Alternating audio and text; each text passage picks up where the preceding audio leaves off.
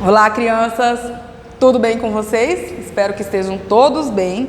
Lembrando, tá? A tia está sempre disponível para vocês no WhatsApp, tá? No celular, pode me ligar.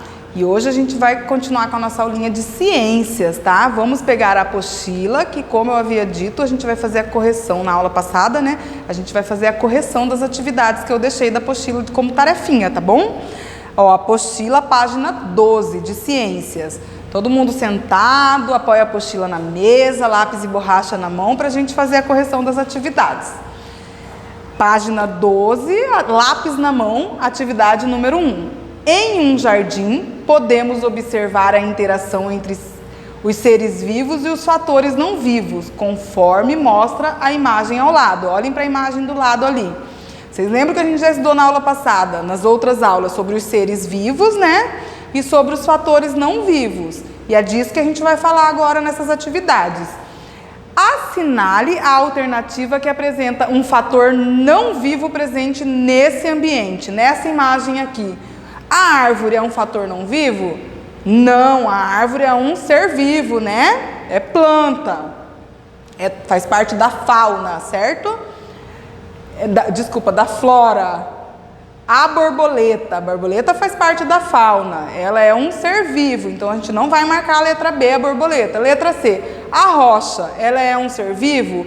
Ela nasce, cresce, reproduz, morre, respira? Não, ela não é um ser vivo. A rocha é um fator não vivo, então a gente vai marcar um X aqui na rocha. E o ser humano é um ser vivo, né? Então o correto é a letra C. Número 2, observe a imagem do jardim novamente, depois faça o que se pede. Letra A, desembaralhe as letras e descubra o nome de um animal que pode viver nele. Que animal que pode viver no jardim que está marcado aqui na apostila? Ó, a letra está embaralhada, é canhome. Que animal que é esse? Vamos desembaralhar? Vamos começar lá, ó, minhoca. Então, a minhoca pode viver no jardim, certo? E na letra B, você vai indicar pelo menos 3 características desse animal, da minhoca. A gente pode dizer que a minhoca, ela tem o corpo cilíndrico, né? E alongado, né? Ela é da cor marrom e ela vive embaixo do solo. Ela cava túneis, né? Lá no interior lá do solo lá, né? Aí já falamos mais de 3, né? Características. Bem facinho, certo? Vamos para a próxima. No aquário representado abaixo, há seres vivos e fatores não vivos. Ainda na página 12, tá? Observe. Aqui tem a água, o peixe, a rocha e planta. Aí na letra A está pedindo para pintar de azul os quadros com seres vivos e de verde os quadros com os fatores não vivos. A água aqui, esse quadro aqui que está indicando a água, a gente vai pintar de verde ou de azul? De verde, porque a água é um fator não vivo. A gente já viu na aula passada. E o peixe, a gente vai pintar de azul ou de verde? De azul, né? Porque o peixe é um ser vivo, ele respira, ele se alimenta, ele reproduz, nasce, cresce, morre, né? Então ele é um ser vivo. E a rocha? Rocha nós já até vimos na atividade passada que ela é um fator não vivo, então nós vamos pintar de verde. E a planta? A planta é um ser vivo, né? Ela precisa da luz do sol, ela precisa da água, do ar, ela respira, né? Ela produz seu próprio alimento, a gente vai estudar lá pra frente, então nós vamos pintar de azul. Agora, desenhe mais um ser vivo no aquário. O ser vivo que você quiser, que você saiba que é um ser vivo aquático, né? Que vive lá no ambiente aquático. Um outro peixinho ou uma outra plantinha, tá bom? Só desenhar lá dentro do aquário. Vamos para a próxima, agora página 13. Leia o texto sobre o urso polar. Depois faça o que se pede. Olha o texto sobre o urso polar, vamos ler. Além de proteger o urso polar do frio, seu pelo branco serve de camuflagem na neve quando ele sai à caça de alimentos. Suas grandes patas são excelentes para andar na neve e servem como ótimas nadadeiras. Então, as patas dele grandes servem tanto para ele andar na neve quanto para ele nadar, né? Então, tem um porquê dele ter as patonas tão grandes, né? que é camuflagem? A gente viu que o pelo branco serve de camuflagem, mas o que é camuflagem? Vocês sabem? Vamos ler ali no quadro o que é camuflagem. Tipo de adaptação ao ambiente. Animais camuflados se parecem com o ambiente em que vivem e podem passar despercebidos. Serve para eles se protegerem lá no ambiente onde eles vivem, né? Letra A. Qual é o ambiente do urso polar? Vocês lembram lá quando a gente estudou ambiente aquático, ambiente terrestre, ambiente polar, ambiente desértico?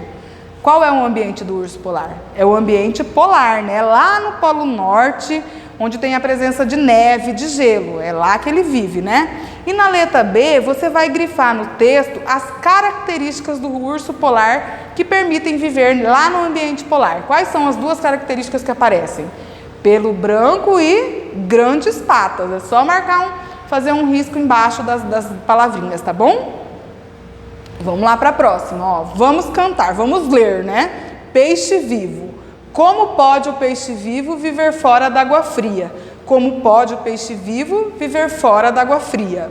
Como poderei viver? Como poderei viver? Sem a tua companhia. Sem a tua companhia. Essa é uma cantiga de roda, a gente está estudando lá em arte, né? Olha que legal. Vocês conhecem, já brincaram de roda com essa cantiga? Então vamos lá fazer a atividade. Letra A. Circule na letra da cantiga o nome do ser vivo. Qual é o ser vivo que aparece na cantiga? Vamos circular, ó, a palavrinha peixe, que é o único ser vivo que aparece na cantiga. E aí vocês vão grifar, fazer um risquinho embaixo do nome do ambiente desse ser vivo. Onde que o peixinho vive? Vive na água, né? Ó, água, ambiente aquático, ok? E por que o peixe não pode viver fora da água? Porque o corpo dele é adaptado para respirar dentro da água. Se ele está fora da água, ele não consegue respirar. E sem ar a gente não vive, nenhum ser vivo vive sem o ar, né? Então se ele estiver fora da água, ele não vai respirar e ele vai morrer. É por isso que ele só consegue viver dentro da água, tá ok? Agora a gente já terminou a nossa correção, nós vamos falar mais um pouquinho dos seres vivos. Nós vamos falar quem são os seres vivos, tá bom? Continuação lá na apostila, tá? Ó, você estudou que existem diferentes seres vivos em nosso planeta. Os cientistas já descobriram mais de 1 milhão deles, muito mais de 1 milhão. Mas provavelmente ainda há muitos outros que ainda nem descobriu. Nós já estudamos os seres vivos que a gente mais estudou até agora foram os animais e as plantas, né? Então vamos lá. Observando as semelhanças e as diferenças entre os seres vivos, os cientistas elaboraram alguns critérios para classificá-los e organizá-los em grupo. Aqui nós estudamos através do ambiente onde eles vivem, né?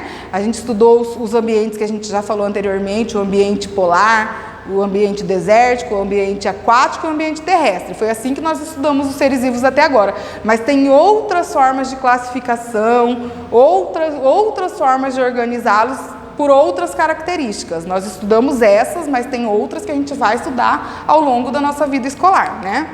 Ó, animais e plantas são os seres mais conhecidos, né? A gente já falou bastante deles. Lembre-se que nós, seres humanos, também somos animais. Somos animais racionais, tá bom? A gente tem inteligência. No entanto, além dos animais e das plantas, nosso planeta é habitado por diversos outros seres vivos, como bactérias, vírus, fungos, algas e protozoários.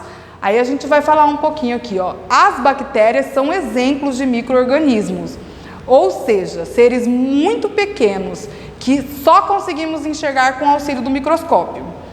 Os protozoários, algumas algas e alguns fungos também só podem ser vistos através do microscópio, tá bom? Já os vírus são menores do que as bactérias, as algas, os protozoários.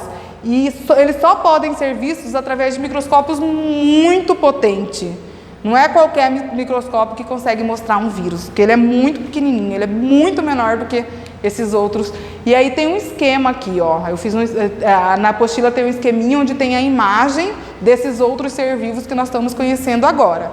Ó a imagem de uma bactéria, ó aqui, ó. Esse risquinho aqui, ó, é uma bactéria. Ó ela aqui. Algumas bactérias, como os da imagem, podem ser usadas na fabricação de iogurte. Olha que interessante, vocês sabiam que o iogurte que vocês tomam tem bactéria? Mas são bactérias que fazem bem para a saúde da gente, né? São bactérias boas. Essa foto foi tirada com o auxílio de um microscópio. E esse microscópio aumenta a imagem 500 vezes.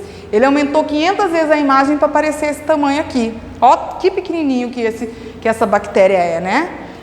Ó o outro aqui, a ameba. As amebas são exemplos de protozoários. E essa foto foi tirada também com o auxílio de um microscópio que aumentou o tamanho dela em 200 vezes para poder aparecer essa imagem aqui.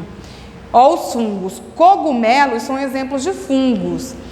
Os cogumelos a gente consegue ver a olho nu e eles ajudam muito na decomposição dos seres vivos. A gente vai estudar mais pra frente, tá? Não é agora que a gente vai ver o que é decomposição, só para vocês já ficarem atentos. Ó o vírus aqui, ó. Os vírus, eles causam várias doenças como gripe, sarampo, né? Covid, né? Vírus, né? Essa foto foi tirada com o auxílio de um microscópio com um aumento de milhares de vezes.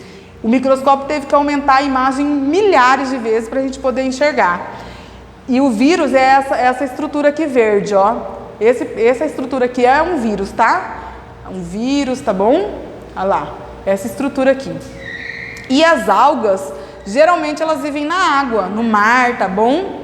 E essa também é uma estrutura que a gente consegue enxergar a olho nu. A gente não precisa de microscópio para enxergar essa alga, tá bom? É isso que eu precisava passar para vocês hoje, para vocês conhecerem outros tipos de seres vivos que a gente ainda não tinha falado deles, tá bom? Mais para frente vai aprofundar mais, vocês vão conhecer mais e aí eu vou deixar de tarefinha a página 14 da apostila. Um beijo no coração, até a próxima aula. Fiquem com Deus.